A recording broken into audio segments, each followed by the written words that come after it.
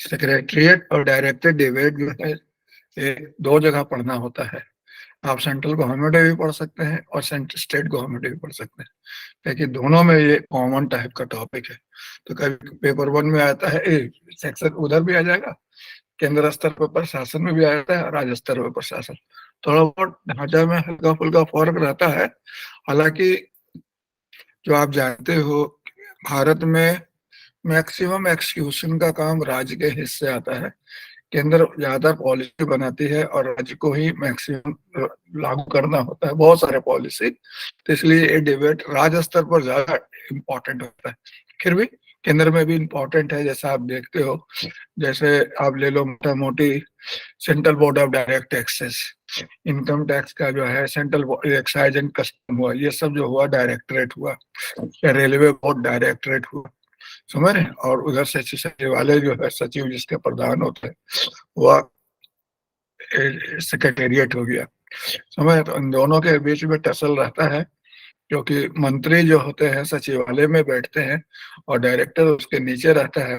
तो ये इसलिए ये टॉपिक बड़ा इम्पोर्टेंट हो जाता है।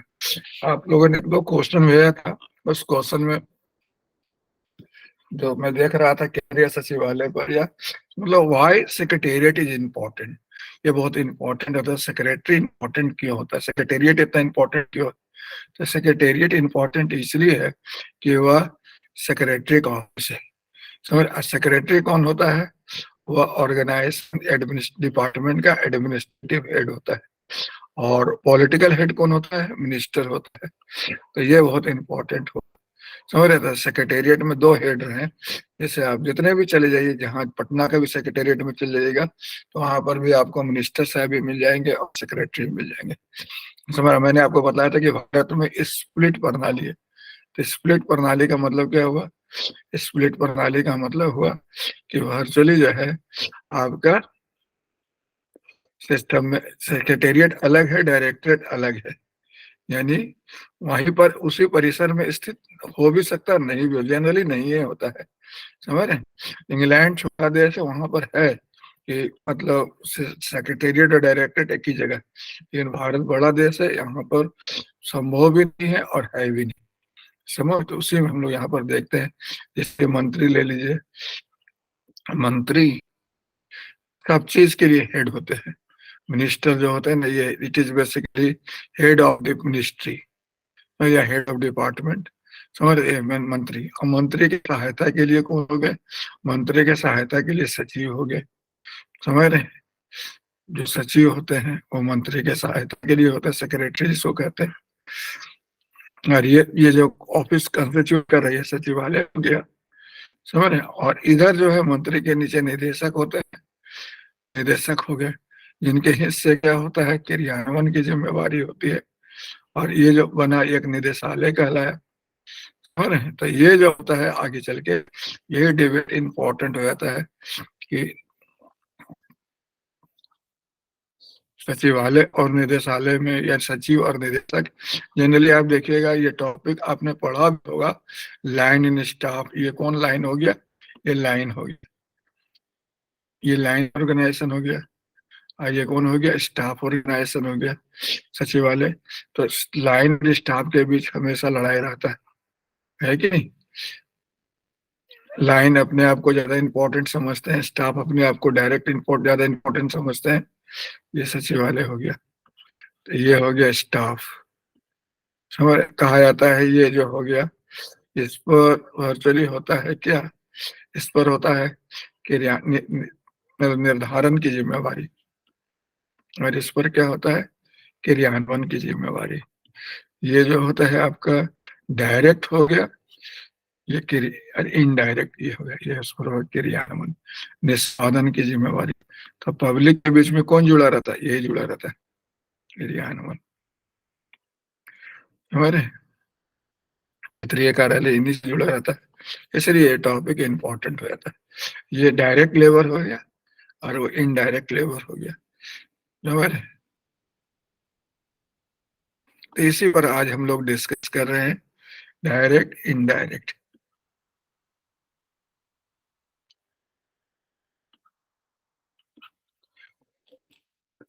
चलिए अभी देखते हैं इस टॉपिक में है क्या। जैसा कि आप जानते हो, ये देखा जाए, मैंने आपको क्या बतलाया था, आपको मैंने बतलाया, देखिए राज्य स्तर पर ही इसको डिस्कस किया, समझ रहे कि नहीं समझ रहे, केंद्र स्तर पर डिस्कस भी नहीं किया।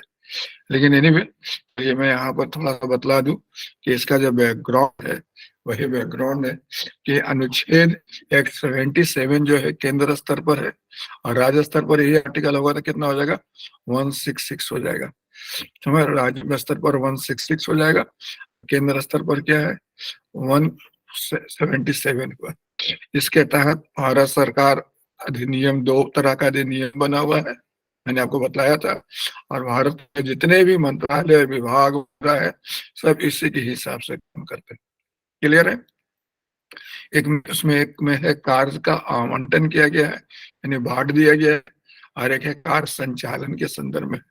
समझ रहे, एक में है कार्य आवंटन और एक में है कार्य संचालन। समझ रहे, so this is the basic point.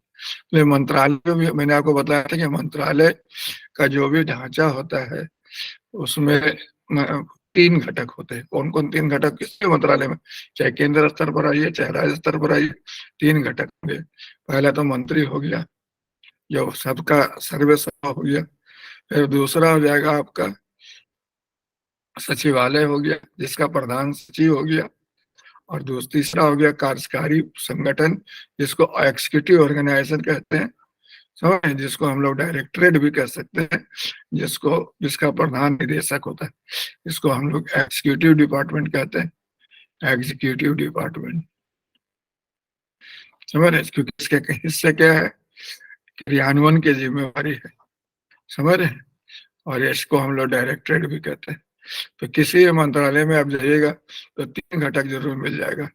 एक घटक मंत्री जी का होगा कार्यालय, दूसरा होगा क्रियान्वयन के निर्धारण के लिए यह सचिवालय होगा, जो हेड ऑफिस कहलाएगा, जिसके से पूरी प्रक्रिया मंत्री जी के साथ सचिवालय समस्त कार्य के लिए उत्तरदायी होता है। हमारे चूंकि मंत्री जी समस्त कार्य के लिए उत्तरदायी हैं, तो सचिव उनके साथ बैठा हुआ समस्त कार्य के लिए नीति निर्धारण, नीति क्रियान्वयन, भाई भी नीति क्रियान्वयन करता नहीं है, नीति क्रियान्वयन ये करते हैं, लेकिन इस पर नजर इनका रहता है। और फिर नीति मूल्यांकन, फिर मंत्री के संसदीय दायित्व के निर्वहन में सहयोग देना, तालमेल बैठाना, कुछ नया करना वगैरह वगैरह, सब इसी के हिस्से थे। और कार्यकारी सचिवालय संगठन को मैंने आपको बताया था कि सचिवालय संगठन में सबसे ऊपर विभाग होता है, जिसको डिपार्टमेंट कहते हैं, वो बटा रहता है संभाग में, जिसको हम लोग विंग्स कहते हैं, फिर बटा रहता है प्रभाग, जिसको कहते हैं डिवीजन कहते हैं, फिर बटा रहता है ब्रांच में और सेक्शन में। ये तो मैंने पिछले दिन आपको बताया था कि सबसे ऊपर क्या होगा, डिपार्टमेंट होगा, समझ रहे, फिर क्या होगा आपका विंग्स होगा,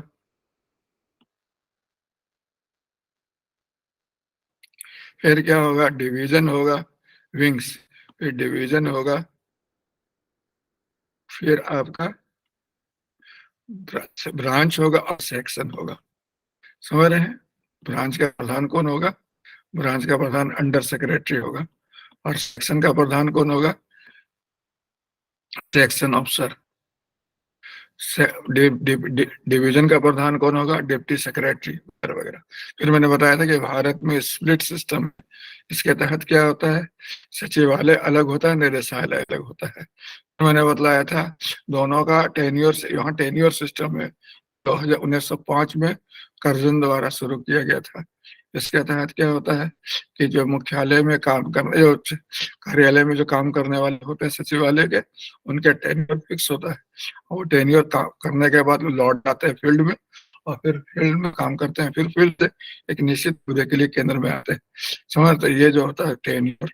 समझ रहे, इसके बाद आता है डेस्क सिस्टम। डेस्क सिस्टम कल आपको बतला रहे थे कि सचिवालय में काम में तेजी लाने के लिए डेस्क सिस्टम बनाया गया है, और फाइल सीधे डेस्क पे ही जाता है, जो जिस लेवल का काम होगा शायद सीधे उसी डेस्क में जाएगा और वहीं से लौट जाएगा। फिर भूमिका और कार्य में आपको बतला चुका था कि सचिवालय का 4 भूमिका है, मंत्रणा अभिकरण की भूमिका, प्रारंभकर्ता विभाग की भूमिका, समन्वयकर्ता अभिकरण की भूमिका, और पर्यवेक्षणकर्ता की भूमिका। और कार्य भी मैंने आपको 3 वर्गों में बांट करके बतलाया था, सामान्य कार्य, वित्तीय कार्य और प्रशासनिक कार्य। याद होगा, सामान्य कार्य, वित्तीय कार्य और प्रशासनिक कार्य, तो 3 तरह के कार्य इसके होते हैं। समझ रहे हैं, सामान्य कार्य को आप नीतिगत कार्य भी कह सकते हैं, समझ रहे हैं, जनरल टाइप का काम जो हो गया। फिर नेक्स्ट हो गया आपका कार्मिक कार्य, मतलब कर्मचारी संबंधी कार्य हो गया। और फिर हो गया पैसा कौड़ी वाले वित्तीय कार्य हो गया। ये ये पिछले क्लास में भी मैंने आपको बतलाया था, समझ रहे हैं। और तीसरा मैंने यहाँ पर आपको बतलाना है, चलिए, तो ये तो डिस्कस हो चुका था। हम लोग देखते हैं यहाँ पर जैसे होता है कि केंद्र, यहाँ पर जो मैंने यह जो ढांचा अभी जो पॉइंट आउट किया, इससे केंद्र स्तर पर भी, जैसे प्रत्येक राज्य, बोलिए यहाँ राज्य की जगह केंद्र भी कर दीजिए अपना सचिवालय प्रत्येक मंत्रालय का, समझ रहे हैं। यहाँ पर अगर हम लोग को एडजस्ट कर दे, मतलब प्रत्येक मंत्रालय भी बोल देंगे तो चल जाएगा। प्रत्येक मंत्रालय का क्या होता है, अपना सचिवालय होता है कि नहीं होता है, प्रत्येक मंत्रालय का। वह प्रशासन का नर्व सिस्टम का भांति काम करता है, समझ रहे कि नहीं समझ रहे। वह क्या होता है, प्रशासन का नर्व सिस्टम। नर्व सिस्टम मतलब उस जो भी उस विभाग से संबंधित होगा, उस मंत्रालय का नर्व सिस्टम के भांति होगा। उसके अंतर्गत सभी विभाग सम्मिलित हो गए, मतलब उसके अंतर्गत, मतलब राज्य सरकार के नहीं, मतलब क्या होगा, हम लोग यहाँ जनरल डेस राज्य का पर भी बिल्कुल लागू होगा, समझ रहे हैं। इसका क्या होगा बाय द वे, इसका इसका मतलब सभी विभाग सम्मिलित हो गए। जैसे गृह मंत्रालय का 6 विभाग उसके अधीन आएगा, वित्त मंत्रालय है तो 5 विभाग उसके अधीन आएगा, समझ रहे कि नहीं समझ रहे। This is the basic point. मंत्री जी इसके प्रधान होंगे और सचिव इसके प्रशासनिक प्रधान होंगे, समझ रहे कि नहीं समझ रहे। और यहाँ पर जो होता है ना, जैसे राज्य प्रशासन की बात होगा तो मुख्य सचिव होगा, और केंद्रीय प्रशासन होगा तो मतलब मंत्रिमंडलीय सचिव होगा। पूरे केंद्र प्रशासन की बात करें तो, और प्रत्येक हर मंत्रालय की बात करें तो सचिव सचिव होगा, तो सचिव होगा, प्रधान होगा, समझ रहे कि नहीं समझ रहे। So this is the basic point. तो अगर आप देखिए भारत सरकार में, आप देखिए अगर आपके पास लक्ष्मीकांत किताब होगा तो लक्ष्मीकांत किताब में आप देखे होंगे कि, और ये इंडिया ईयर बुक में भी आप देखेंगे कि हर साल जो मंत्रालय विभाग का पूरा लिस्ट रहता है, और हर मंत्रालय के साथ कितने विभाग है उसका भी रहता है। तो आपको चाहिए उसे थोड़ा सा देख लेना। और कुछ मंत्रालय और विभाग आपको पढ़ना पड़ेगा अलग से, क्योंकि ये मंत्रालय विभाग पर क्वेश्चन भी आते हैं और इससे संबंधित जानकारी आपके पास होना भी जरूरी है। तो कौन कौन मंत्रालय और विभाग आपको पढ़ लेना चाहिए, जैसे आपको सबसे पहला पढ़ लेना चाहिए कार्मिक मंत्रालय। कार्मिक मंत्रालय जो है ना, ये आपको इसलिए पढ़ना चाहिए कि कार्मिक प्रशासन जो आपको पढ़ना है, भारत में लोक सेवा टॉपिक, तो अगर इस पर आपका कमांड रहेगा तो उसके संबंध में आंसर लिखना आपको आसान हो जाएगा, समझ रहे। आईएएस वगैरह पर जो क्वेश्चन यूपीएससी में आता है, तो कार्मिक मंत्रालय आपको पढ़ लेना चाहिए, समझ रहे हैं। दूसरा आपको पढ़ लेना चाहिए, ये आपको जनरल स्टडी के परस्पेक्टिव में भी पढ़ लेना चाहिए, कार्मिक मंत्रालय। फिर गृह मंत्रालय आपको पढ़ लेना चाहिए। गृह मंत्रालय इसलिए पढ़ लेना चाहिए कि गृह मंत्रालय से संबंधित कानून और व्यवस्था वाला मामला हो गया, जम्मू कश्मीर वाला मामला हो गया, सब यही डील करता है। तो गृह मंत्रालय बहुत इंपॉर्टेंट मंत्रालय, समझ रहे हैं। तीसरा फिर आप वित्त मंत्रालय पढ़ लीजिए। वित्त मंत्रालय इसलिए पढ़ लीजिए क्योंकि बजट वगैरह से संबंधित जितने भी बातें हैं सब वित्त मंत्रालय से संबंधित है, समझ रहे। देश का फाइनेंशियल एजेंसी, ये 3 तो आपको करना है। इसके अलावा कुछ और भी मैं सजेस्ट करूंगा कि मंत्रालय आपको कर देना चाहिए, समझ रहे। तो और कौन कौन मंत्रालय आपको कर लेना चाहिए, ऐसे आप कुछ और मंत्रालय कर लीजिए। जैसे आप कर लीजिए ग्रामीण विकास मंत्रालय। तो ग्रामीण विकास मंत्रालय करने से आपको क्या होगा, जैसे बहुत सारे जो ग्रामीण विकास कार्यक्रम वगैरह भारत सरकार के चलते रहते हैं, उस पर आपका पकड़ हो जाएगा बेहतर ढंग से, ग्रामीण विकास मंत्रालय, समझ रहे। फिर आप कर सकते हैं पंचायती राज मंत्रालय। पंचायती राज मंत्रालय कर लीजिए, तो इससे आपको पंचायती राज संबंध में बहुत सारी जानकारी आपको, पंचायती राज मंत्रालय कर लीजिए, समझ रहे हैं, ये भी इम्पोर्टेंट है। फिर आप कर लीजिए, समझ रहे हैं, शहरी विकास कर लीजिए। शहरी विकास भी कर सकते हैं, क्योंकि भारत में बहुत सारा शहर के संदर्भ में विकास हो रहा है, स्मार्ट सिटी वगैरह का संदर्भ में, तो शहरी विकास मंत्रालय भी बहुत इम्पोर्टेंट है, समझ रहे हैं।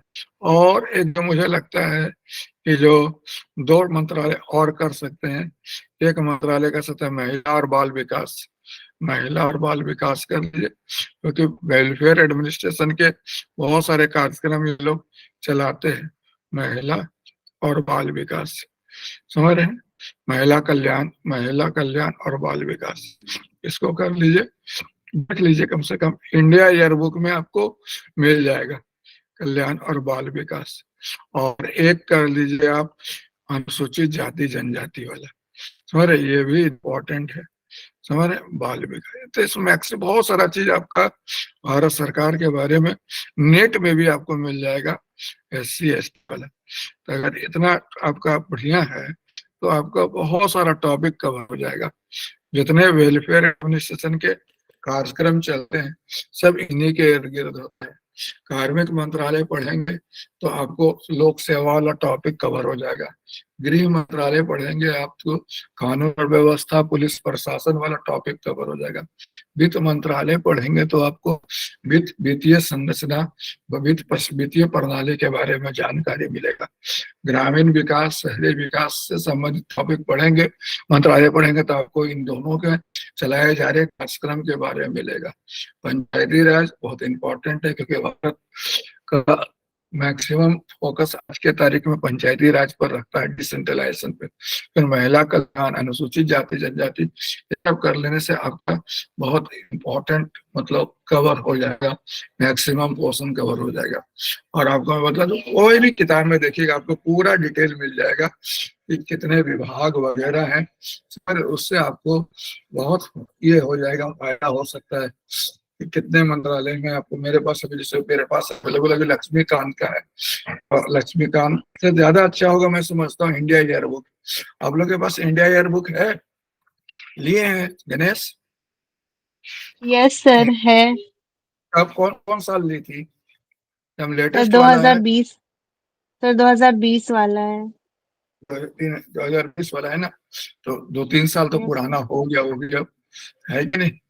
तो चूंकि हर साल उसमें ना कुछ फेर बदल होते रहता है, समझ रहे हैं, तो उसको जरा सा है, जैसे देखिए मेरे पूरा लिखा हुआ है लिस्ट ऑफ 2014, मेरे पास जो लिस्ट है वो भी पुराना ही हो गया, हो सकता है अभी चेंज भी हुआ हो, समझ, जैसे जम्मू कश्मीर के संदर्भ में चेंज हुआ हो, या फिर जैसे गृह मंत्रालय में 6 विभाग है, आज भी है, वित्त मंत्रालय में आपका 5 विभाग है, अभी है, समझ रहे हैं, तो ये इसको जरा देख लिए। कृषि मंत्रालय में 3 विभाग है, रसायन और फर्टिलाइजर में 3 विभाग है, सिविल एविएशन एक भी विभाग नहीं, एक ही विभाग है, बस वही है। कोल मंत्रालय में भी एक है, तो ये सब को थोड़ा आपको देख लेना पड़ेगा।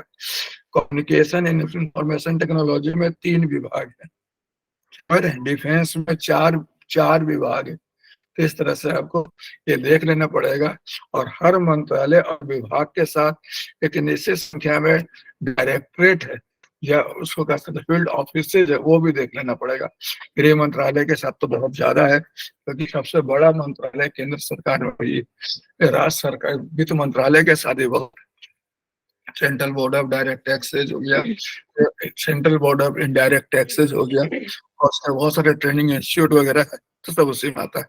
तो इसी तरह बेसिक पॉइंट। और यहाँ तक तो क्लियर हो गया ना कितने मंत्रालय आपको फोकस करना है? ये सब मंत्रालय आप यस सर। फोकस करेंगे तो जनरल स्टडी में आपका बहुत अच्छा कवरेज हो जाएगा, समझ रहे हैं? आप अपडेट रहेंगे, और भारत सरकार की क्या योजनाएं चल रही है, लेटेस्ट योजनाएं, वो भी आपको अपडेट रहेगा, इससे फायदा आपको हो सकता है, ठीक है ना। यहाँ पर मैंने आपको ये बता रहा हूँ। अब यहाँ पर जैसे आप देखते हो कि ये जो क्या कहते हैं आपका कार्यकारी विभाग के बारे में, कार्यकारी विभाग के बारे में जो आप देखते हो कि सबसे इम्पोर्टेंट जिसको डायरेक्टरेट भी कहते हैं, एक्सिक्यूटिव डिपार्टमेंट भी कहते हैं। क्लियर? इसका ढांचा जो होता है फिक्स नहीं रहता है। अब इसे देखो, इनकम टैक्स का या central board of direct taxes का जो ढांचा होगा थोड़ा अलग होगा, पोस्टल का जो होगा वो अलग होगा। समझ रहे कि नहीं समझ? ऐसे इन जनरल अगर प्रशासन का इकाई ढूंढने के लिए आपको कहा जाए तो क्या होगा? सबसे ऊपर में तो केंद्र होता है। केंद्र होता है कि नहीं होता है? केंद्र, केंद्र संघ हो गया, उसके नीचे फिर प्रांत होता है। प्रांत का मतलब हुआ प्रोविंस। उसके नीचे क्या होता है बता सकते हैं आप? राज्य के नीचे क्या होगा? उसके नीचे होगा जिसको हम लोग परमंडल कहते हैं। परमंडल मतलब समझना, कमिश्नरी कहलाता यस सर। है ना? उसके नीचे क्या होता है बताइए? उसके नीचे जिला होता है। जिला के नीचे क्या होता है बताइए? मंडल। अनुमंडल होता है। अनुमंडल के नीचे क्या होगा? ब्लॉक। प्रखंड होगा या अंचल होगा, या ब्लॉक जिसको आप कहते हैं। सर प्रखंड कहते हैं किसको? प्रखंड कहते हैं ब्लॉक को। और अंचल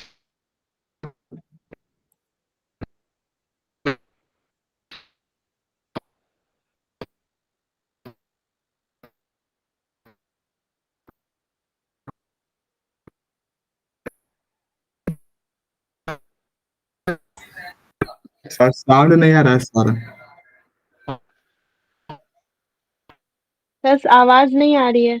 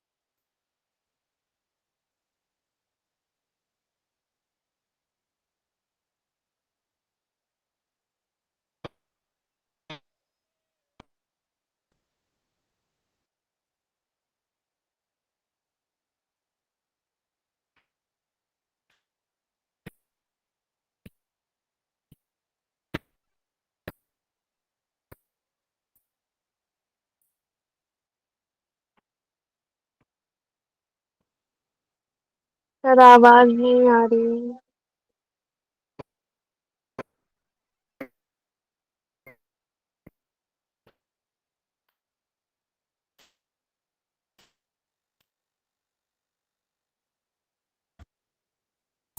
यस सर। यस अब आ रहा है सर।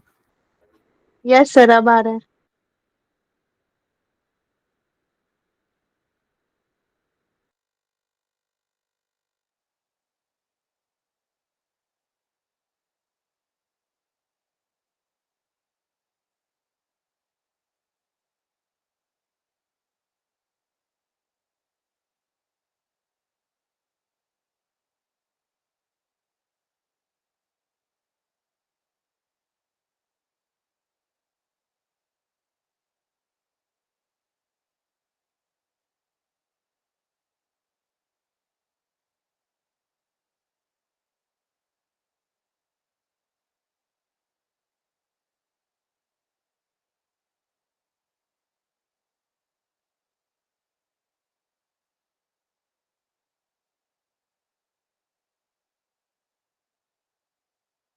सबसे ऊपर इन जनरल क्या होता है? केंद्र होता है। केंद्र के नीचे क्या होता है? स्टेट होता है। स्टेट के नीचे क्या होता है? डिवीजन होता है, जिसको हम लोग कमिश्नरिएट कहते हैं, परमंडल। उसके नीचे डिस्ट्रिक्ट होता है, फिर उसके नीचे अनुमंडल होता है, फिर उसके नीचे प्रखंड होता है, और उसके नीचे फिर क्या होता है?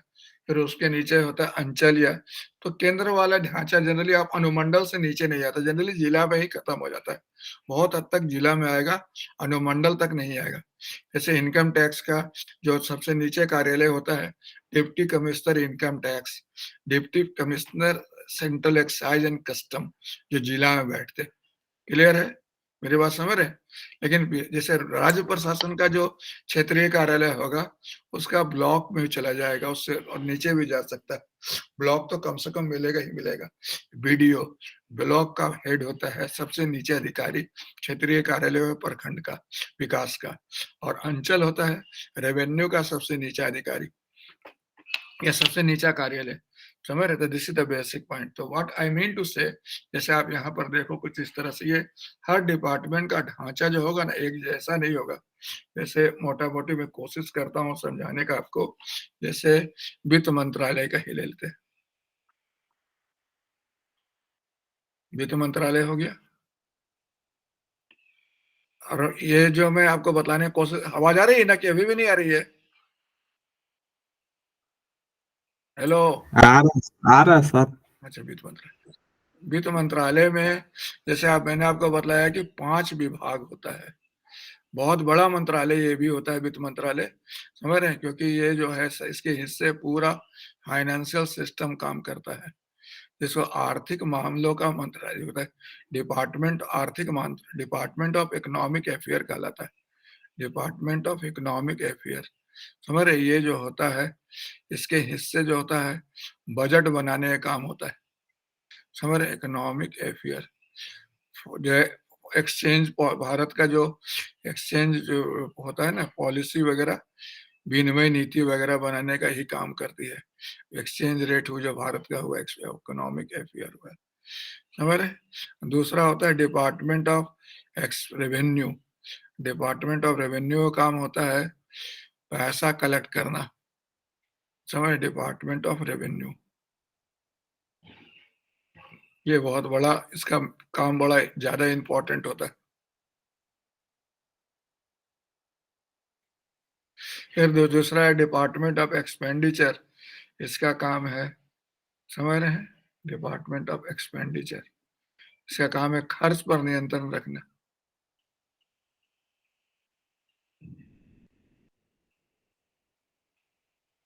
फिर हो गया डिपार्टमेंट ऑफ डिसइन्वेस्टमेंट, इसका काम है लोक उपक्रमों का डिसइन्वेस्टमेंट कर देखना। डिपार्टमेंट ऑफ डिसइन्वेस्टमेंट,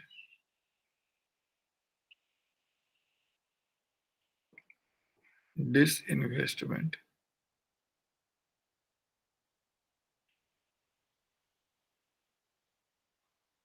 फिर department of financial services, department of financial services, समझ रहे? सबका अपना अपना सचिव होगा, और उसमें जो सबसे सीनियर सचिव होगा ना वही वित्त सचिव कहलाएगा। समझ रहे? जिस डिपार्टमेंट का सेक्रेटरी सबसे सीनियर होगा वही वित्त सचिव कहलाएगा, वित्त मंत्रालय वित्त सचिव कहलाएगा। समझ रहे? Financial services. तो ये जो हो गया, अब इसमें जो सबसे बड़ा, सबसे फैला हुआ ऑर्गेनाइजेशन ये है, इसका जो डिपार्टमेंट रेवेन्यू का सबसे ज्यादा फैला हुआ कार्यालय रहता है, और सबका उतना नहीं रहता है। समझ रहे? डिपार्टमेंट ऑफ रेवेन्यू का सबसे, इसके अधीन में 2 कार्यालय काम करता है। एक हो गया जो मेन है सीबीडीटी,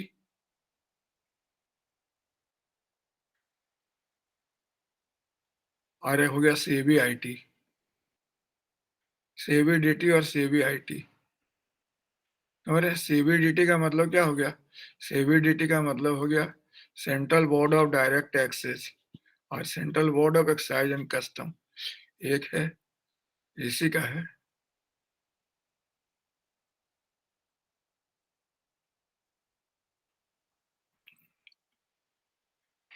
एक्साइज एंड कस्टम, ठीक है ना? Excise and custom. अब इसका देखिएगा बहुत सारा कार्यालय रहेगा, इसका हर राज्य में। जैसे पटना में भी आप देखते हैं इनकम टैक्स गोलंबर, देखा है आपने? पटना में इनकम टैक्स गोलंबर होगा, तो वहाँ इनकम टैक्स का यस कमिश्नर बैठता है। समझ रहे हैं? तो इसका कार्यालय फिर आपको मतलब बीच में बहुत सारे इंटरमीडिएट एजेंसी होगा, लेकिन डिस्ट्रिक्ट में जो होगा वो आपको मिलेगा district deputy commissioner income tax, तो हर जिला में आपको मिल जाएगा। उसी प्रकार हर जिला में आपको सेंट्रल एक्साइज एंड कस्टम, आजकल तो इसका वैल्यू थोड़ा ज्यादा बढ़ गया है, खासतौर पर जब से सर्विस टैक्स आ गया है ना, तब से इसका जो जीएसटी आ जाने से इसका भाव बहुत ज्यादा बढ़ गया आज के तारीख में। जीएसटी आ जाने से इसका भाव बहुत ज्यादा बढ़ गया, समझ रहे हैं? तो ये जो होता है जीएसटी, स्टेट सेंट्रल जीएसटी का जो डिप्टी कमिश्नर बैठता है, तो यहाँ इसका देखोगे स्टेट में भी ऑफिस होगा, समझ रहे हैं? और फिर जो होगा आपका डिस्ट्रिक्ट में भी ऑफिस होगा। लेकिन जहां तक मेरी जानकारी है, इन लोगों का, इन दोनों के बीच में इन लोगों का बहुत सारा जोन होता है, जोन बटा, east zone, west zone, north zone, इस तरह से बटा होता है, समझ रहे हैं? तो जोन में हुआ, जैसे हुआ इस जोन में पूरे बंगाल के, बिहार वगैरह सब आ जाता है, वेस्ट जोन में गुजरात, महाराष्ट्र वगैरह आ जाता है, तो इस तरह से फैला हुआ होता है। क्लियर है? मेरी बात समझे? क्लियर? उसी प्रकार अगर आप यस। देखोगे विदेश मंत्रालय का, तो विदेश मंत्रालय का भी देखिएगा कि जो डायरेक्टरेट होगा, पूरा विश्व का देश फैला हुआ है, बटा हुआ है। मिडिल ईस्ट अलग हो गया, यूरोपियन कंट्री अलग हो गया, अमेरिकन कंट्री अलग हो गया, और जो सबका उस एक के अधीन में बहुत सारे क्या होते हैं, दूतावास होते हैं, और सब रिपोर्ट करते हैं विदेश मंत्रालय को वहीं से। So this is the basic point. तो उसी पर गृह मंत्रालय का देखोगे तो गृह मंत्रालय का मैक्सिमम काम अपने नहीं करता है गृह मंत्रालय, उसका काम राज्य प्रशासन के माध्यम से होता है, और उसका एक अधिकारी होता है गृह मंत्रालय का जो बहुत पावरफुल होता है और राज्य में काम करता है। वो कौन होता है बता सकते हो?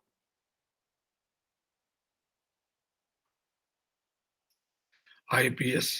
आईपीएस किसके अधीन काम करता है? गृह मंत्रालय के अधीन। और आईएएस किसके अधीन काम करता है? कार्मिक मंत्रालय के अधीन। समझ रहे? उसी प्रकार Indian forest service, Indian forest service का अधिकारी किसके अधीन काम करता है? वन और पर्यावरण मंत्रालय के अधीन।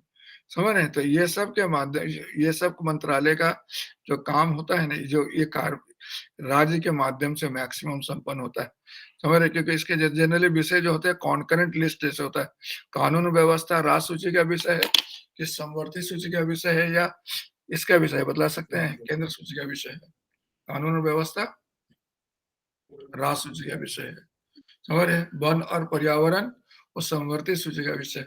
तो ज्यादातर राज्य के माध्यम से होता है, केंद्र के उस पर कंट्रोल रखती है, सुपरविजन रखती है, लेकिन डायरेक्ट कानून और व्यवस्था बनाए रखने का काम किसका है? केंद्र, राज्य का है। उससे पहले फॉरेस्ट वगैरह में मैक्सिमम काम राज्य ही करती है, समझ रहे हैं? तो this is the basic point कि हर केंद्र सरकार, केंद्र प्रशासन में जितने विभाग हैं, मंत्रालय हैं, सबका ढांचा क्या होता है? निदेशालय का अलग अलग होता है, लेकिन इसका काम क्या होता है? इसका मेन काम होता है क्रियान्वयन करना। इसका मेन काम होता है अपनी जो व्यवस्था उस पर कंट्रोल रखना। यहीं पर देखिए, तभी अभी थोड़ी देर पहले बतला रहे थे कि ये जो होते हैं मंत्री होते हैं, सचिव होते हैं, घटक होते हैं। जैसे मैंने क्या बतलाया, ये जो मंत्री हो गए, मिनिस्टर, फिर सेक्रेटरी हो गया, फिर डायरेक्टर हो गए, ये शासन के 3 घटक हो गए, केंद्र स्तर पर भी और राज्य स्तर पर भी। केंद्र स्तर और राज्य स्तर दोनों स्तर पर देखेंगे, ये तीनों 2 घटक हो गए, 3 घटक हो गए। मंत्री और सचिव मिलकर क्या बनाए? सचिवालय बनाए, ठीक है ना? मंत्री और सचिव मिलकर क्या बनाते हैं? सचिवालय बनाते हैं। और कार्यकारी प्रधान को हम लोग क्या कार्यालय को क्या कहते हैं? निदेशालय कहते हैं। ये किसके अधीन काम करता है? सचिवालय के अधीन काम करता है। ये सचिवालय के बाहर स्थित रहता है। इसका कारण भी मैंने आपको बतलाया कि इसका स्प्लिट सिस्टम कहते हैं, समझ रहे कि नहीं? चूंकि स्प्लिट सिस्टम है इसलिए ये अलग अलग काम करता है। फिर मैंने बोला इसका प्रधान सब जगह एक जैसा नाम से नहीं आता है। जैसे उदाहरण के तौर पर बतलाए, जैसे कहीं कलेक्टर कहा जाता है, जैसे डिप्टी कलेक्टर, असिस्टेंट कलेक्टर, कहीं कमिश्नर कहा जाता है। जैसे अब यहाँ पर बड़ा इंटरेस्टिंग चीज है, इनकम टैक्स में अलग नाम से जाना जाएगा, डिफेंस में अलग नाम से जाना जाएगा, तो सबका नाम नोमेनक्लेचर अलग अलग होता है। मेरी बात समझ रहे हैं? तो जो कार्यकारी प्रधान जो होंगे सबका, जैसे आर्मी का प्रधान अलग होगा, सिविल एडमिनिस्ट्रेशन का प्रधान अलग होगा, central board of direct taxes का प्रधान अलग होगा, समझ रहे हैं? तो जितने डायरेक्टर है सबको एक नाम, सबको हम डायरेक्टर ही नहीं कहते हैं, किसी को डायरेक्टर कहते हैं, किसी को कंट्रोलर कहते हैं, किसी को डीजी कहते हैं, मतलब सब अपना नाम अलग अलग रखे हुए, समझ रहे हैं? सब नाम अलग अलग नाम से रहता है। इसका 4 भूमिका मैंने यहाँ बताया। इसका 4 भूमिका क्या क्या है? पहला भूमिका क्या है? सबसे इंपॉर्टेंट कि लाइन एजेंसी है। इसका काम, मेन काम क्या है? क्रियान्वयन करना है। जो सचिवालय निर्धारण कर रखा है, इसका काम है क्रियान्वयन करना। दूसरा काम क्या है इसका? कोऑर्डिनेशन बनाए रखना, क्योंकि इसके अधीन बहुत सारे कार्यालय काम करते हैं, तो उन सब के साथ कोऑर्डिनेट बनाना, इसका कोऑर्डिनेशन बनाना इसकी जिम्मेवारी है, समझ रहे हैं? तीसरा जो है आपका सुपरविजन करना, समझ, जैसे पटना में बैठा हुआ ऑफिस जो इनकम टैक्स का होगा, वह जितना भी बिहार में इनकम टैक्स का कार्यालय होगा, सबके ऊपर नजर रखेगा, सुपरवाइजरी करेगा, और ये भी अपने लेवल पर कॉम्पिटेंस बढ़ाने के लिए, क्षमता बढ़ाने के लिए क्या करेगा? पहल करेगा, टू इंक्रीज, समझ रहे हैं? टू इंक्रीज कॉम्पिटेंस, तो increase competence, to increase efficiency, efficiency बढ़ाने के लिए और कॉम्पिटेंस बढ़ाने के लिए कुछ ना कुछ नया नया पहल करते रहेगा। जैसे आप देखते हो हर साल इनकम टैक्स भरने का तौर तरीका में बदलाव आते रहता है, तो रिटर्न भरने का तौर तरीका में नोटिफिकेशन आते रहता है, तो ये सब अपना कुछ कुछ पहल करते रहता है। तो इफिशियंसी कैसे, इकोनॉमी कैसे, ये सब पर ये काम करते रहता है। तो कार्यकारी विभाग का, निदेशालय का 4 कार्य हो गए, लेकिन मेन कार्य जो हो गया, जो अलग करता है, वो मंत्रणाभिकरण है, और ये क्या है? Line agency. सचिवालय स्टाफ एजेंसी हो गया, और कार्यकारी विभाग क्या हो गया? मंत्रणाभिकरण हो गया, लाइन एजेंसी हो गया। अब यहाँ पर देखते हैं वर्चुअली, अब यहाँ पर देखिए ये जो कार्य क्या होता है, तो सबसे पहला तो ये मंत्री को तकनीकी परामर्श देता है। It gives technical advice to minister, ये मिनिस्टर को टेक्निकल एडवाइस देता है।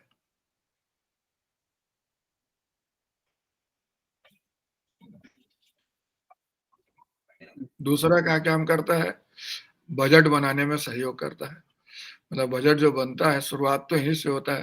आपको मैं बजट पढ़ाया तो मैंने बताया था कि बजट जो आता है क्षेत्रीय कार्यालय में आता है, और ये लोग जो भर के भेजते हैं, उसी पर मंत्रालय उसको कंसोलिडेट करता है, तो बजट फॉर्मुलेशन। फिर तीसरा मैंने बतलाया आपको कि जितने अधीन कर्मचारी काम कर रहे हैं, सब पर इनका क्या होता है? कंट्रोल होता है। तो तीसरा बजट फॉर्मुलेशन। नेक्स्ट हो गया पर्सनल कंट्रोल, पर्सनल कंट्रोल, कार्मिक कंट्रोल, पर्सनल मैनेजमेंट बोल सकते हैं। और फिर आप देखिए, फिर रिसर्च एंड इन्वेस्टिगेशन, रिसर्च वगैरह काम करता है कि कैसे और उसको बेहतर बनाया जाए, कैसे और उसको कार्यकुशल अपने कार्यकरों बनाते, रिसर्च वाला काम करता है। फिर इसने एक्सक्यूशन का, इसका मेन काम क्या होता है? एक्सक्यूशन का है, जो कि सचिवालय से ऑर्डर दिया गया है उसको ये लागू करने का, इसका मेन काम तो वही है। फिर ये रिपोर्ट भेजता है, रिपोर्ट भेजता है अपना, प्रोग्रेस रिपोर्ट भेजता है, कैसे काम हो रहा है, कितना काम हुआ, कितना दिक्कत है, क्या जरूरत है, उसका प्रोग्रेस रिपोर्ट भेजेगा। और फिर काम एक और क्या करेगा ये? इसका काम होगा आपका, ये आंकड़ा देगा नीति निर्धारण में, data in policy formulation. Policy formulation में, पॉलिसी एवेल्यूशन में डेटा चाहिए, डेटा इनको कहाँ ये देगा? Policy formulation and evaluation, formulation and evaluation. तो ये बहुत इंपॉर्टेंट है। तो ये किसके बारे में हम लोग डिस्कस कर रहे थे? ये डिस्कस कर रहे थे आपका डायरेक्टरेट के बारे में।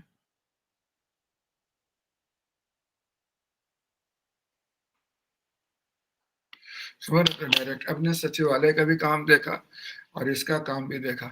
सचिवालय का काम है नीति निर्धारण करना, इसका काम है नीति क्रियान्वयन करना, समझ रहे हैं? इसका काम है नीति निर्धारण में नीति, उसका काम है नीति मूल्यांकन भी करना, ऐसा काम है नीति निर्धारण और क्रियान्वयन में, अन्य मूल्यांकन में आंकड़ा देना। समझ रहे, वह परामर्श प्रशासकीय परामर्श देता है, नीतिगत परामर्श देता है, ये तकनीकी परामर्श देता है। इसका हेड जनरली टेक्नोक्रेट होते हैं, और स्टाफ का जो होते हैं सचिव कौन होते हैं, जनरली आईएएस अधिकारी होते हैं। इसका प्रधान कौन हो सकता है, इंजीनियर भी हो सकता है या कोई और भी हो सकता है। क्लियर है? So this is the basic point. अब हम लोग यहाँ पर देखते हैं कि जैसे यहाँ पर जो होता है, जो सचिवालय और निदेशालय होता है, समझ रहे हैं, उसमें बहुत इंपॉर्टेंट कमेंट किया है सचिवालय निदेशालय पर टॉटेनहम समिति ने 1945-46 में, जब देश आजाद भी नहीं हुआ तब उसने बहुत अच्छा कमेंट किया था कि ये जो मिनिस्टर हुआ या फिर सेक्रेटरी हुआ या फिर जो डायरेक्टर इनके बीच में, उसको आप एक ह्यूमन मशीन अगर समझते हैं, तो मिनिस्टर जो हुआ वो उसको किस चीज को रिप्रेजेंट करता है, तो मिनिस्टर रिप्रेजेंट करता है विल को। मिनिस्टर किस चीज को रिप्रेजेंट करता है, विल को, इच्छा को। सेक्रेटरी किस चीज को विल रिप्रेजेंट करता है, ब्रेन को। और ये जो एग्जीक्यूटिव डायरेक्टर किस चीज को रिप्रेजेंट करता है, एंड्स को। समझ रहे कि नहीं समझ रहे? तो ये तीनों बहुत इंपॉर्टेंट है। मंत्री जी इच्छा प्रकट करते हैं, फिर सचिव उसको सोचने का काम करता है, फिर और डायरेक्टर जो उसको लागू करने का काम करता है। हमें रहता है इस कारण, चूंकि इन दोनों में हमेशा खटपट रहता है, क्योंकि एक सोचने का काम करता है, क्रियान्वयन काम करता है, तो इसको सुधारने के लिए कुछ उपाय बतलाए गए।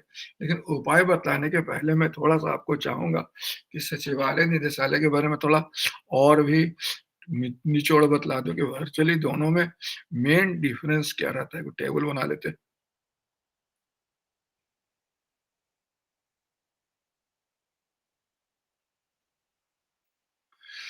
समझ, इधर लिख लीजिए आप।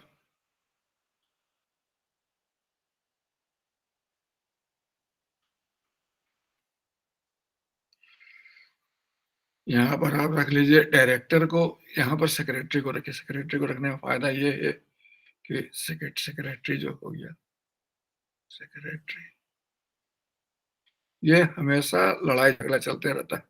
समझ रहे, सेक्रेटरी। और ये यहाँ डायरेक्टर रख लीजिए। लेकिन मैं आपको फिर से बतला दूं, इसको डायरेक्टर हर जगह डायरेक्टर ही नहीं कहा जाता है, नाम अलग अलग भी हो सकता है। कहीं एमडी कहलाएगा, कहीं कुछ और नाम से भी जाना जा सकता है, डायरेक्टर जनरल सर कहलाएगा। एक सर एक डाउट आ रहा है, मतलब पता नहीं, बोलिए बहुत सिली सा डाउट है। बोलिए बोलिए। सर आप बोले कि मतलब जितने मंत्रालय हैं उतने सचिवालय होंगे, उस स्लाइड में लिखा हुआ था। हाँ हाँ, तो बिहार में तो बहुत सारे मंत्रालय हैं पर सचिवालय तो एक ही है। तो उस टोटलिटी को बिहार सचिवालय कहते हैं। जैसे देखिए, गृह मंत्रालय का अपना डिपार्टमेंट होगा, नहीं सॉरी, गृह मंत्रालय का अपना सचिव होगा, वित्त मंत्रालय का अपना सचिव होगा। अगर आप देखें तो बिहार में कितने सचिव बतलाइए। नो सर, सचिव तो बहुत सारे हैं बट वो सब एक ही जगह, एक ही सचिवालय में बैठते हैं। हाँ, तो सचिवालय उस परिसर को आप बिहार से, उसमें भी 3 बिल्डिंग है, आपको अगर जानकारी होगा तो 3 बिल्डिंग होना चाहिए वहां पे। एक विश्वेश्वरैया भवन है, एक ओल्ड बिल्डिंग, ओल्ड सेक्रेटेरिएट, एक न्यू सेक्रेटेरिएट अभी कुछ नया बना भी है। समझ रहे? तो कहने का मतलब, चूंकि बिहार के बारे में होता है बिहार का सचिवालय, उसी प्रकार रांची, बिहार झारखंड तो रांची का सचिवालय, उसी प्रकार केंद्र सरकार का केंद्रीय सचिवालय। तो जिस प्रकार आपको मैंने बोला केंद्रीय सचिवालय में आप जाइएगा और सोचिएगा कि केंद्रीय सचिवालय के नाम पर एक बिल्डिंग मिलेगा, तो आपको नहीं मिलने वाला है। वहाँ शास्त्री भवन अलग है, नॉर्थ ब्लॉक अलग है, साउथ ब्लॉक अलग है, रेल भवन अलग है, वायु भवन अलग है, रक्षा भवन अलग है। टोटलिटी को हम केंद्रीय सचिवालय कहते हैं। क्लियर है? उसी प्रकार बिहार में भी आप जैसे देखिएगा कि पूरा बिल्डिंग तो बहुत बड़ा है, और उसमें देखिए फर्स्ट फ्लोर में गृह मंत्रालय, सेकंड फ्लोर में वो इस खंड में, वो उस खंड में, सब बटा हुआ है सब, क्योंकि एक ही जगह पर, इसलिए आपको लगता है, लेकिन सब अलग अलग है, सबका हेड अलग है। सचिव के कार्यालय को सचिवालय कहते हैं। मेरी बात समझ रहे कि नहीं समझ रहे? तो सचिव जो जैसे गृह सचिव हो गया, तो उसका जो ऑफिस कहलाएगा गृह सचिवालय कहलाएगा। गृह मंत्रालय विभाग का सचिवालय हो गया। तो सबका अलग अलग होगा, सबका सेक्रेटरी अलग और सबका कार्यालय अलग। आज टोटलिटी को हम बिहार सरकार का सचिवालय कह देते। नहीं समझे आप मेरी बात? यस सर, समझ गए। अगर मतलब जैसे बिहार सरकार भी जैसे केंद्र सरकार जैसा बड़ा रहता तो यहाँ भी बहुत बड़े बड़े बिल्डिंग होते और फिर कृषि मंत्रालय अलग, ये मंत्र सबका अलग अलग परिसर होता। लेकिन चूंकि राज्य सरकार का उतना बड़ा ढांचा नहीं होता है, उतना तो इसलिए उस तरह का व्यवस्था नहीं मिलता। आप दिल्ली कभी आइए कि नहीं? देखिए, दिल्ली में देखिए केंद्रीय सचिवालय। नहीं सर, सर दिल्ली गए हैं बट सचिवालय नहीं गए हैं। इसीलिए आपको कंफ्यूजन हो रहा होगा। आप दिल्ली में आकर देखें तो सचिवालय का मतलब बहुत, नॉर्थ ब्लॉक, साउथ ब्लॉक। तो नॉर्थ ब्लॉक में गृह मंत्रालय है, साउथ ब्लॉक में वित्त मंत्रालय है, समझ रहे हैं? और पूरा फैला हुआ, बहुत लंबा चौड़ा, मतलब 200-400 एकड़ में फैला हुआ है पूरा परिसर, समझ रहे हैं? तो ये बहुत इंपॉर्टेंट है। क्योंकि राज्य में अब जो झारखंड का तो सचिवालय और छोटा है, तो कारण क्या है कि उसका अपना बिल्डिंग भी नहीं बना, तो एचईसी का बिल्डिंग में अपना सचिवालय चला रहा है। मेरी बात समझ रहे? नया नया, जैसे आप देखिएगा कि उत्तर प्रदेश में आपको जो ज्यादा बड़ा में जो पुराना होगा, जो राज्य जितना बड़ा होगा और जितना पुराना होगा उसका ढांचा उतना बड़ा होगा। और जो नया नया अभी तो बन ही रहा है या बनने वाला है, अब तो झारखंड में बनना शुरू भी हुआ है, तो पहले तो बीच में कुछ था ही नहीं, समझ रहे? सेक्रेटेरिएट, ये जो होता है इसका कार्यालय को हम लोग क्या बोलते हैं? सेक्रेटेरिएट कहते हैं।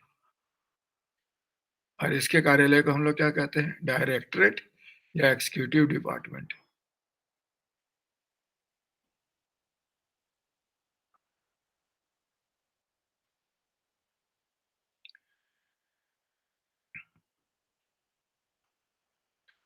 बिहार में जितने सचिवालय हैं, जितने विभाग हैं, सबके ऊपर बैठता है कौन? चीफ सेक्रेटरी, जो राज्य का सबसे बड़ा मतलब अधिकारी होता है। केंद्र में उसी तरह का अधिकारी है, उसको हम लोग क्या बोलते हैं? Cabinet secretary. लेकिन कैबिनेट सेक्रेटरी का दायरा जो है ना, राज्य के चीफ सेक्रेटरी के दायरे से थोड़ा कम हो जाता है। पद ऊंचा जरूर है लेकिन दायरा कम है। क्यों? केंद्र में पीएमओ बहुत पावरफुल होता है, राज्य में सीएमओ उतना पावरफुल नहीं होता है। हालांकि राज्य में अब सीएमओ भी पावरफुल होने लगा है, बहुत सारे राज्य में सीएमओ भी अच्छे, सीएमएस बिहार में ही है, मुख्यमंत्री सचिवालय, जहाँ जनता दरबार वगैरह पहले मुख्यमंत्री लगाते थे, है कि नहीं? ये जो है स्टाफ है, ये क्या है? लाइन है। ये जो होगा जर्नलिस्ट होंगे, जनरली जर्नलिस्ट मतलब समझते हैं, आईएएस अधिकारी वगैरह होंगे। और ये क्या होंगे? स्पेशलिस्ट होंगे। वैसे जर्नलिस्ट लोग इसमें भी घुस जाता है, लेकिन है पद ये स्पेशलिस्ट का, समझ रहे हैं? ये पद है स्पेशलिस्ट का, लेकिन कहीं जगह पर जर्नलिस्ट भी आ जाते हैं।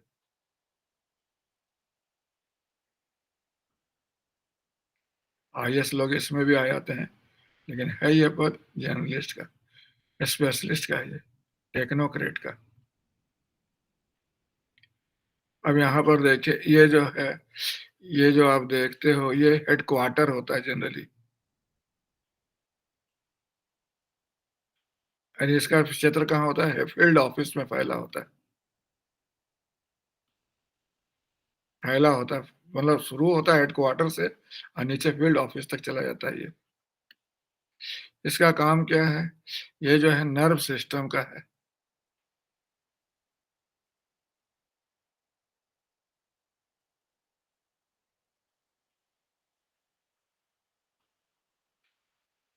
और ये क्या है बताइए? ये जो है ऑपरेटिंग सिस्टम है। ये क्या हुआ? ऑपरेटिंग सिस्टम है।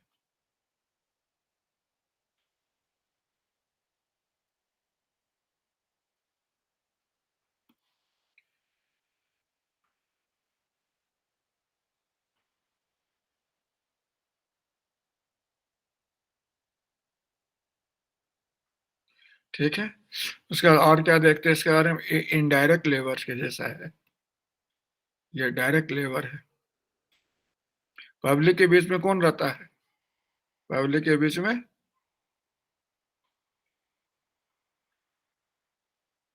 ये तो रहता है डायरेक्टर। डायरेक्टरेट लोग रहता है। ये रहता है क्लोज टू मिनिस्टर,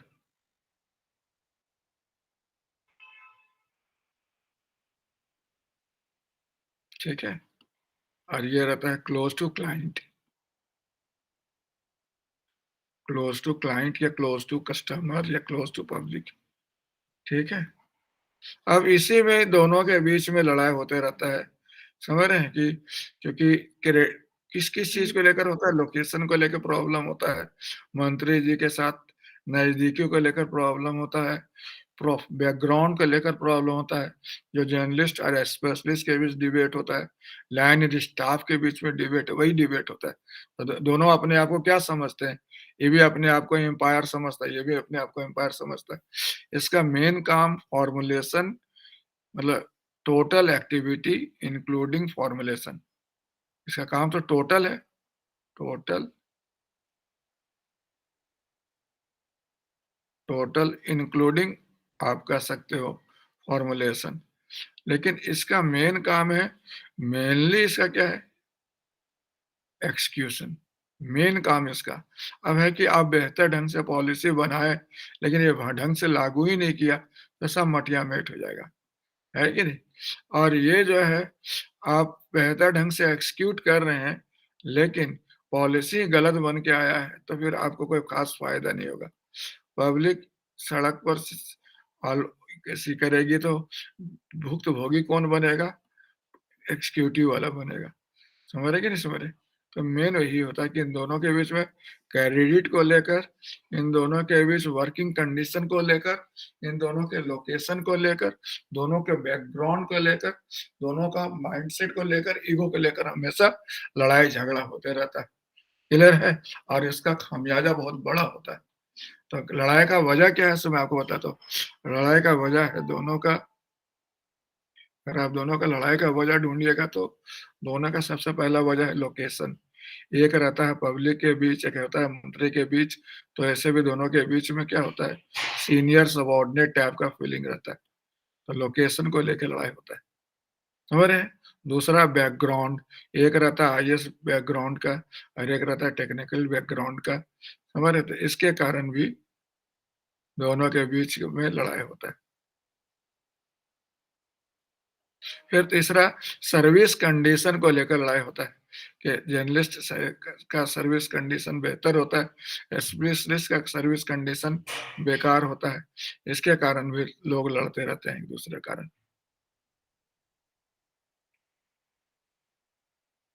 फिर आप कह सकते हैं क्रेडिट को लेकर, क्रेडिट ब्लेम अकाउंटेबिलिटी को लेकर लड़ाई होता है, समझ रहे हैं। अकाउंटेबिलिटी को वो उस पर ब्लेम करते हैं, वो इस पर ब्लेम करते हैं, अकाउंटेबिलिटी को लेकर लड़ाई होता है, समझ रहे हैं। ब्लेम करना है वगैरह वगैरह, एक दूसरे पर ब्लेम करते रहते हैं, समझ रहे हैं। फिर उसके बाद जो होता है वर्चुअली क्या कह सकते हैं, इंटरफेरेंस, इंटरफेरेंस को लेकर वो उसके काम में इंटरफेरेंस करते हैं, इनको इंटरफेरेंस इन इंक्रोचमेंट, इंटरफेरेंस और इंक्रोचमेंट की वजह से। अब कुछ दिन होता क्या है कि जो कर्मचारी ज्यादा दिन जहाँ रह जाता है ना, इंक्रोचमेंट, समझ रहे हैं, जो वहां पर वो अगर उसका ट्रांसफर नहीं हुआ तो फिर वो वेस्टेड इंटरेस्ट, स्टेगनेशन भी रहता है, जो जहाँ जमा हुआ है ना, स्टेगनेशन, मतलब स्टेगनेशन होने से भी लड़ाई झगड़ा का ज्यादा कारण था। अगर कर्मचारी का निरंतर अदला बदली होते रहेगा तो ठीक रहेगा। तो ये सब कारण दोनों के बीच में हमेशा लड़ाई होता रहता है, और दोनों अपने आप को एम्पायर समझते हैं, और दोनों ओवरऑल पॉलिसी पैरालिसिस का कारण बन जाते हैं, नीति को चौपट कर देते हैं, नीति से जो लाभ मिलने वाला है वो गड़बड़ा जाता है। तो उसी को दूर करने के लिए टोटनहैम ने दो चार सजेशन दिया था, वही यहाँ पर है। एक तो सजेशन दिया कि दोनों को मिला दो, जो इंडिया में संभव तो नहीं है, दोनों को मिला दो, ने दोनों का पृथककरण करो, कंप्लीट सेपरेट, जो इंडिया में बहुत हद तक है, पूरी तरह तो नहीं है लेकिन बहुत हद तक है, इसको हम लोग स्प्लिट सिस्टम कहते हैं।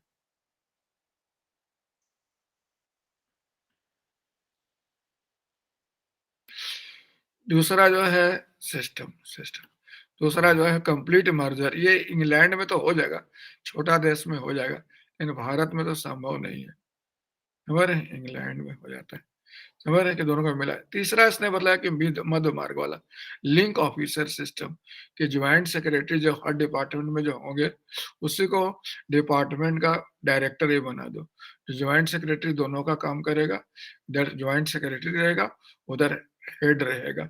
फिर बोलता है कि एक्स ऑफिसियो सेक्रेटेरिएट, मतलब जो डायरेक्टर है उसको सचिवालय में कोई जगह दे दो। समझ रहे हैं, एक एक्स ऑफिसियो पद दे दो। समझ, जैसे उसको डायरेक्टर को हम लोग जनरली डिप्टी सेक्रेटरी बोलते रहते हैं। फिर कॉमन ऑफिस, दोनों का ऑफिस एक ही कर दो, फाइल एक कर दो। फिर बोलता है दोनों का ऑफिस तो अलग रखो लेकिन फाइल एक रखो। तो ये सब कुछ उपाय बतलाया गया है। मर्जर एक आधी जगह होता है, जैसे डेवलपमेंट वगैरह में मर्जर होता है, सब जगह मर्जर तो नहीं होता है, लेकिन कहीं कहीं मर्जर किया गया। बहुत जगह देखते होंगे कि सेक्रेटरी भी है और डायरेक्टर भी है। तो सेक्रेटरी हो गया पॉलिसी फॉर्मुलेशन में और डायरेक्टर हो गया एग्जीक्यूशन में। एक ही आदमी सेक्रेटरी है, वही आदमी डायरेक्टर भी। तो इस तरह से भी कहीं कहीं किया जाता है, लेकिन सब जगह ऐसा नहीं होता है, कहीं कहीं होता है, कुछ डिपार्टमेंट में ऐसा होता है। समझ रहे हैं, कुछ डिपार्टमेंट में होता है कि सेक्रेटरी को, ये क्या कहते हैं, डायरेक्टर को मतलब डिप्टी सेक्रेटरी के लेवल पर रखा जाता है, ताकि वो उधर डायरेक्टर के रूप में क्रियान्वयन देखे और डिप्टी सेक्रेटरी के रूप में सचिवालय वाला काम देखे। तो इस तरह से कुछ सजेशन दिया गया, लेकिन यहाँ पर जो वर्कआउट है, यही वर्कआउट कर सकते हैं आप, कि दोनों बहुत इंपॉर्टेंट है, निर्धारण इंपॉर्टेंट है, क्रियान्वयन इंपॉर्टेंट है। दोनों इस महत्ता को समझे। दोनों एक गाड़ी के दो चक्के के भांति है, दोनों सही चलेगा तभी गाड़ी सही चलेगा। मंत्री को भी चाहिए कि दोनों के बीच में बेहतर तालमेल बना के चले, दोनों के कांटेक्ट करे, दोनों से परामर्श ले, दोनों को समान तरजीह देते। जनरली आप देखते होंगे, एक तरफ मंत्री बैठेगा तो मंत्री के बगल में सचिव बैठेगा, उधर निदेशक बैठेगा। जैसे देखते हैं मुख्यमंत्री, उधर गृह सचिव, मुख्य सचिव या गृह सचिव, इधर डीजीपी बैठते हैं। तो ये चूंकि दोनों बहुत इंपॉर्टेंट है, एक के हिस्से क्रियान्वयन है, एक के हिस्से टोटल एडमिनिस्ट्रेशन है, तो दोनों के बीच जब तक बेहतर तालमेल नहीं होगा तब तक बेहतर नहीं होगा। तो वही आपको यहाँ पॉइंट आउट करना है कि वर्चुअली सचिव और निदेशक दोनों गाड़ी के दो पहिए के समान है, दोनों के बीच तालमेल सही रहेगा तभी पब्लिक पॉलिसी प्रोसेस अच्छा चलेगा, तभी नीति लाभ मिलेंगे, जनता लाभान्वित होंगे। नहीं तो फिर पॉलिसी पैरालिसिस, बैड प्रेसिडेंट और गलत गलत परंपरा का शुरुआत हो जाएगा। इसलिए आज के तारीख में पहले के जैसा भी ये टॉपिक इम्पोर्टेंट है, और ये केंद्र स्तर के साथ साथ राज्य स्तर पर भी महत्वपूर्ण है। कुछ मायने में राज्य पर ज्यादा महत्वपूर्ण होता है, क्योंकि वहां पर एक्सक्यूशन का काम ज्यादा होता है और ज्यादा टेक्निकल हो जाता है वहां पे। तो this is the basic point. आज हम लोग टॉपिक डिस्कस किया सेक्रेटेरिएट के डायरेक्टरेट का। कल और भी इस टॉपिक पर देखेंगे, समझ रहे हैं। और जैसे फील्ड ऑफिस में ये बोर्ड डायरेक्टर वगैरह देख सकते हैं, फिर राज्य प्रशासन भी देख सकते हैं कल। अगर इस टॉपिक में जो मैंने बताया इसमें कुछ और आपको पूछना हो तो आप पूछ सकते हैं।